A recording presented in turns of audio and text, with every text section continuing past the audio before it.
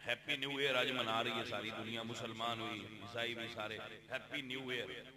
तवज्जो है आपने, हैप्पी न्यू ईयर ये मना रहे हैं, हैप्पी न्यू ईयर नाइट। और पूरी दुनिया जनाब शराब पीती जा रही है और नवे साल का इस्तकबाल जिना करके शराब पी के और सारे कंजरा वाले काम करके आतिशबाजी करके ते वो हैप्पी न्यू ईयर मना रहे हैं।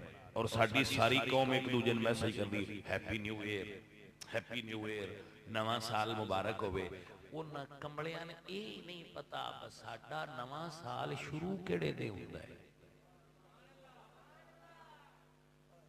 कोई तवज्जो कीती है कि कोई नहीं? साडा मुसलमाना दा नवा साल 1 जनवरी तो नहीं जाने मन शुरू हुंदा, साडा 1 मुहर्रम तो शुरू हुंदा है मिठियाओ।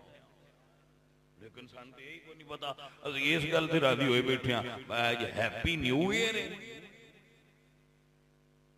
ते ओदे विच भी हैप्पी होण वाली केड़ी गल है? अल्लाह फरमांदे ने वल असरी इन्नल इंसान लफी खुस्र। इंसान तेरी जिंदगी ते दिन ब दिन घट रही, ओदे च हैप्पी केड़ी गल? तू होर साल चला गई बद आमालियां च ते झूठ च ते 2 नंबरियां च ते फ्रॉड च ते हैप्पी हो रहे। तेनू रोना चाहिए ना।